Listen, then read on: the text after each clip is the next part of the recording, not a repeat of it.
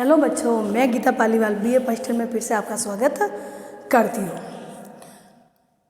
कल मैंने नोट्स भी भेजे आपके इंग्लिश मीडियम के लिए, जो पढ़ लेना। एक यूनिट हो गई, जो एक यूनिट अब वापस ये दूसरी यूनिट पूरी होगी तब मैं दूसरी पीडीएफ इंग्लिश मीडियम की भेजूँगी।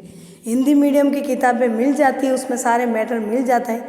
आप पढ़िए, कोई पढ़ने में समझ और वीडियो देखिए, वो सब बातें समझ आ जाएगी। जब आएंगे आप तो रिवीजन में पता चल जाएगा। तो कल हमने पढ़ा था राज्य के सावयव या आंगिक कार्य, यानी राज्य के समान शरीर। उन्होंने सबने अलग अलग बातें बताई है कि शरीर और राज्य एक जैसा है, उनमें समानता पाई जाती है। और आंगिक सिद्धांत, राज्य और आंगिक सिद्धांत, राज्य जैसे शरीर के जैसे सारे अंग है, सावयव या आंगिक दोनों। कल भी मैंने बताया था सावयव और आंगिक दोनों एक ही है, यानी तुलना की जाती है कि शरीर में जिस तरीके से अंग काम करते हैं, शरीर के अंग, हाथ पाँव वगैरह पूरे, वैसे ही राज्य में जो मनुष्य रहते, राज्य बनता है, वो भी एक शरीर के समान ही कार्य करते हैं। तो कल हमने आंगिक सिद्धांत पढ़े, तो आज हम पढ़ेंगे कि हर्बर्ट स्पेंसर के अनुसार ये बताया गया कि ये कह रहे कि आंगिक सिद्धांत वास्तव में सावयव सिद्धांत है। हर्बर्ट स्पेंसर ने अलग हट के कुछ कहा, दूसरों ने तो प्लेटो और अरस्तु ने अलग अलग विचारक थे उनके। कल हमने पढ़ा तो सबके अलग विचारक थे। कोई कह रहे शरीर के समान है, कोई कह रहे नहीं है, कोई कह रहे राज्य में रहना जरूरी है, कोई कह रहे प्राकृतिक के अनुसार, प्राकृतिक अवस्था के अनुसार लोग जैसे रहेंगे वैसे राज्य बनेगा। सब अलग अलग। किसी ने कहा सामाजिक समझौता किया, किसी ने कार्ल मार्क्स ने कहा कि वो क्या है, शोषण और शोषक का ये राज्य है। सब ने अलग अलग कहा, लेकिन हर्बर्ट स्पेंसर के अनुसार राज्य व शरीर के बीच में समानता भी बताई और असमानता भी बताई। इसमें समानता हर्बर्ट स्पेंसर ने ज़्यादा बताई और असमानता कम बताई। तो हर्बर्ट स्पेंसर के अनुसार राज्य व शरीर के बीच में समानता बताइए, या फिर समीक्षा कीजिए, या असमानता बताइए। तो वैसे सवाल अगर दोनों पूछे कि समीक्षा कीजिए तो समानता असमानता दोनों बतानी है, सिर्फ समानता पूछे तो समानता बतानी है। तो ऐसे जैसे प्रश्न आए वैसे करना है। लेकिन ये बहुत ही प्रसिद्ध विचारक रहा जिसने राज्य व शरीर के बीच में समानता और असमानता बताई है। तो हर्बर्ट स्पेंसर के अनुसार कैसे शरीर और राज्य एक जैसे हैं। पहले है रचना। रचना के आधार पर, यानी शरीर की रचना कैसे होती है, रक्त, मांस, हड्डी आदि इससे होती है, उसी प्रकार राज्य भी व्यक्तियों से मिलकर बनता है। कहने का मतलब रचना ऐसी ही बनी है। राज्य जैसे शरीर, मांस, हड्डी और खून यानी रक्त तीनों मिलकर शरीर बनता है, वैसे ही राज्य में व्यक्ति रहेंगे या व्यक्ति होंगे तो ही वो राज्य होगा, नहीं तो राज्य नहीं रहेगा। तो ये समानता बताई दोनों के बीच में। दूसरी समानता बताई है जन्म के हिसाब से। ये तो रचना बताई है, और ये जन्म के हिसाब से। जन्म के हिसाब से क्या बताया, प्राणी शरीर तथा राज्य का जन्म भी जीवाणुओं के जैसा ही हुआ है। यानी व्यक्ति का जन्म भी एक जीवाणु से हुआ है और राज्य का जन्म भी जीवाणु से। यानी उस राज्य में लोग नहीं रहेंगे, व्यक्ति नहीं रहेंगे, तो वो राज्य नहीं कहलाएगा। क्या कहलाएगा, जंगल। और व्यक्ति भी एक जीवाणु से ही पैदा हुआ है, लोगों द्वारा ही पैदा हुआ है। तो कहना का मतलब समानता हर्बर्ट स्पेंसर ने जन्म के आधार पर, जिस राज्य में व्यक्ति नहीं रहेगा तो वो राज्य नहीं कहलाएगा, और जो बच्चा जन्म नहीं लेगा तो वो फिर बाद में वो व्यक्ति नहीं कहलाएगा। तो कहने का मतलब जन्म के आधार पर भी उन्होंने समानता बताई है। तीसरी समानता बताई है विकास। शरीर व राज्य का विकास एक जैसा होता है। जैसे कि व्यक्ति भी शिशु से बड़ा बनता है, वैसे ही राज्य भी साधारण समानता से भिन्नता, जटिलता से, प्राकृतिक से विकसित व आधुनिक बन जाता है। यानी विकास, छोटा बच्चा जब होता है तो एक जैसा होता है। उनके सबकी रोने की, दूध पीने की वो आदत एक जैसी है। सब कैसा भी हो, उनके अलग नहीं हो। सोना, खाना और दूध पीना, सोना और रोना, और खेलना, ये बातें हर शिशु की होती है, चाहे वो अमीर हो, गरीब हो, स्त्री हो, पुरुष हो, कोई भी बच्चा हो, वैसा होगा। तो राज्य भी ऐसा ही है कि राज्य प्राकृतिक अवस्था में एक जैसा ही था। कोई व्यक्ति नया नया जैसे आदि मानव रहने आए तो वो एक जैसा था, सब एक जैसे ही थी आदत, किसी के कोई गरीब नहीं था न अमीर था, सब एक जैसा ही था। लेकिन जैसे ही शिशु जैसे बढ़ते गए तो उनकी अलग अलग उनकी व्यवहार बदलने लगा, कोई शक्तिशाली हुआ, कोई शक्तिहीन हुआ, कोई अपराधी हुआ। तो ऐसे तो राज्य भी बड़ा होकर प्राकृतिक अवस्था से बाहर निकलकर विकसित होने लगा और आधुनिक में बन गया। आधुनिक में जो तकनीकी चीज़ें वगैरह सब ये सब लोगों ने बनाने शुरू कर दी। तो कहने का मतलब विकास की दृष्टि से भी शरीर और राज्य में एक जैसी समानता दिखाई देती है। किसके अनुसार? हर्बर्ट स्पेंसर के अनुसार। चौथी समानता बताइए, परस्पर निर्भरता, यानी एक दूसरे पर निर्भर होता है। कैसे? शरीर का एक अंग भी बीमार होने पर पूरे शरीर पर प्रभाव पड़ता है। यानी सर दर्द है तो पूरा शरीर हमारा बीमार होगा, कोई काम करने का मन नहीं होगा। हाथ पांव दर्द हो रहे तो भी मन नहीं लगेगा। तो कुछ भी बुखार आया तो पूरा शरीर हमारा लूज हो जाएगा।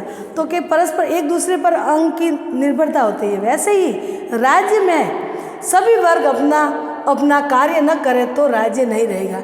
यानी कि सैनिक का क्या कार्य है? युद्ध करना और देश की रक्षा करना, राज्य की रक्षा करना। लोहार का काम क्या काम है? लोहे के हथियार बनाना। ऐसे ही किसानों का काम उत्पादन का कार्य। तो ये सब शरीर के जो राज्य में जो है ये व्यक्ति, अगर वो अपना कार्य नहीं करेगा तो क्या होगा?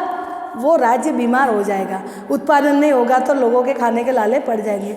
और अगर अब सैनिक रक्षा करने नहीं जाएगा तो सरकार फिर बाद में सैनिकों को नहीं रखेगी कि तो रक्षा कैसे होगी? कोई भी हमारे ऊपर आक्रमण हो सकता है और देश नष्ट हो सकता है। तो ऐसे ही व्यक्ति भी ऐसा ही है, उनका शरीर बीमार हो गया तो वो उनको दवाई दी तो वो ठीक हो जाएगा। ऐसे ही राज्य में भी ये सब अपने अपने कार्य करने लग गए। सैनिक, लोहा, कोई भी अपना जो कार्यपालिका, व्यवस्थापिका, न्यायपालिका, राजा, वो पुराने ज़माने अभी की देखे तो सब अपने अपने कार्य नहीं करेंगे। न्यायपालिका न्याय नहीं करेगा, अगर दूसरा करने लग गया तो क्या होगा? राज्य सही ढंग से नहीं चल पाएगा। ऐसे ही शरीर का कोई अंग बीमार हो जाए तो हमारा शरीर सही ढंग से कार्य नहीं करेगा, उनको आराम की ज़रूरत होती है। तो ये परस्पर एक दूसरे पर, जैसे शरीर अंग का शरीर पर निर्भर है, वैसे ही राज्य भी जो व्यक्ति अंदर काम कर रहे हैं, हर अलग अलग वर्ग के कार्य कर रहे हैं, वर्ग वाले, उन पर भी निर्भर है। वो कार्य करेंगे तो ही देश खड़ा होगा, नहीं तो वो भी बीमार हो जाएगा। पांचवी समानता बताइए, संगठन, यानी शरीर पर मस्तिष्क का नियंत्रण होता है। वैसे ही राज्य में उत्पादन, यातायात और मस्तिष्क के समान ही सरकार होती है। यानी कि संगठन भी पूरे शरीर का केंद्र होता है मस्तिष्क। यानी मस्तिष्क अगर खराब है, वो पागल है तो वो कुछ नहीं कर पाएगा।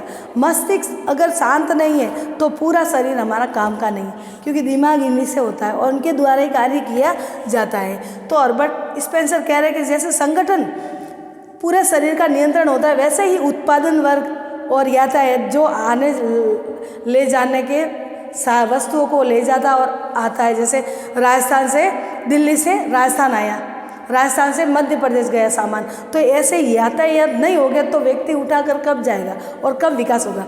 तो कहना का मतलब उत्पादन भी होना चाहिए वहाँ पे, हर क्षेत्र में उत्पादन। ऐसा नहीं कि अंध कहीं, हर क्षेत्र में उत्पादन होना चाहिए और वहाँ की प्राकृतिक चीज़ें होनी चाहिए, जैसे हीरे, मोती, सोना, चांदी। ऐसी जमीन भी ऐसी होनी चाहिए जो बंजर ना हो।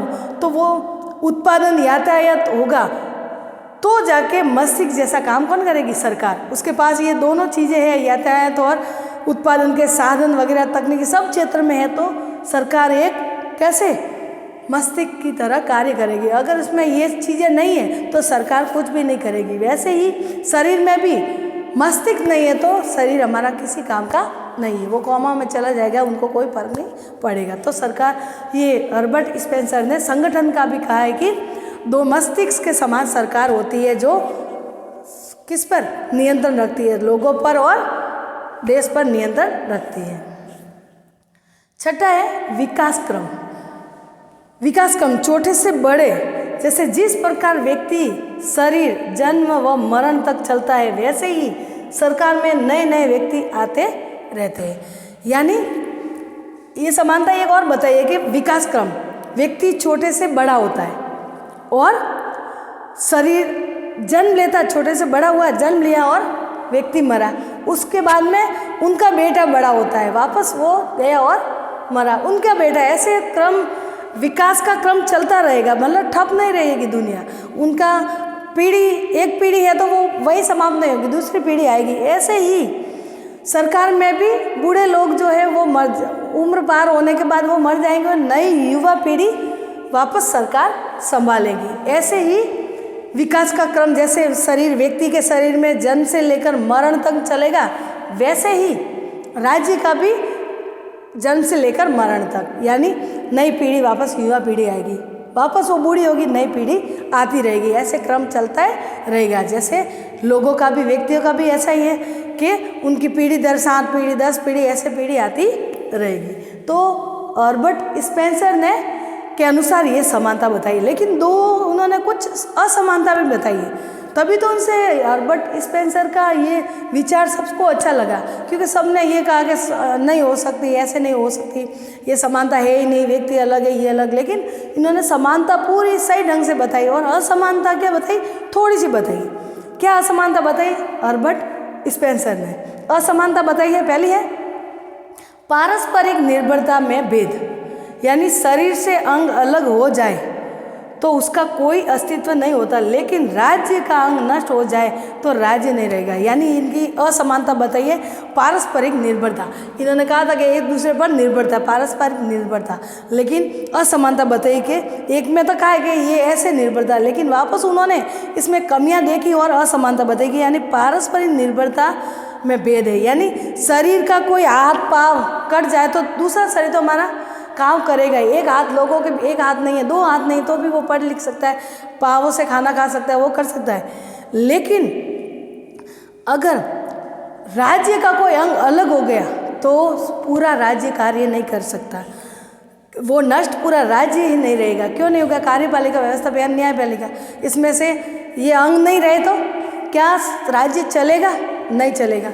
उनकी रक्षा के लिए कोई नहीं होगा और कानून बनाने वाला कोई नहीं होगा। तो कहने का मतलब पारस्परिक निर्भरता, उन्होंने असमानता बताई कि ये सही नहीं है, इसमें एक अंग टूट जाता है तो पूरा राज्य नष्ट हो जाता है, अंग अगर नहीं रहेगा तो उनको, और शरीर में कोई अंग टूट भी जाए तो भी शरीर हमारा चलता रहेगा।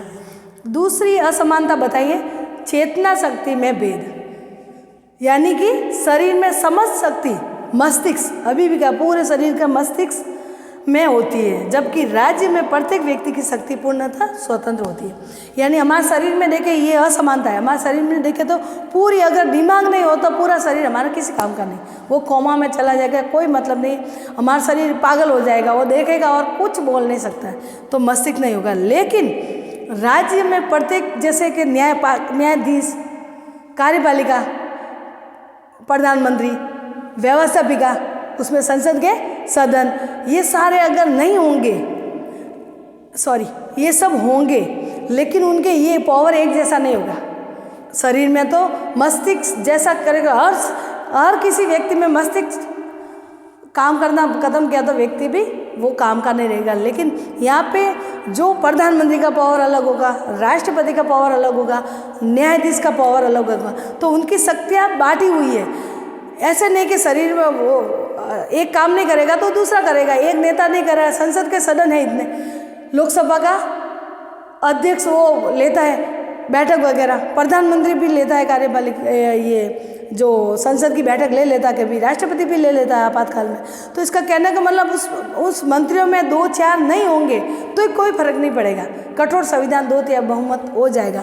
लेकिन व्यक्ति में अगर शरीर नहीं हो, ये मस्तिष्क नहीं होगा तो वो बिल्कुल शरीर का काम नहीं करेगा। तो ये असमानता बताइए चेतना, यानी चेतना शक्ति राज्य में हर व्यक्ति के स्वतंत्र दे रखी है, हर किसी को पावर अलग अलग दे रखा है, लेकिन मानव शरीर में सिर्फ मस्तिष्क को चेतना शक्ति दे रखी है। अगर दूसरा कार्य टूट भी जाए तो वो कार्य कर सकता है, लेकिन मस्तिष्क अगर कार्य करना बंद कर दिया तो व्यक्ति की मौत हो सकती है। तो ये सब बातें हुई हर्बर्ट स्पेंसर के अनुसार राज्य व शरीर के बीच में समानताएं और असमानताएं।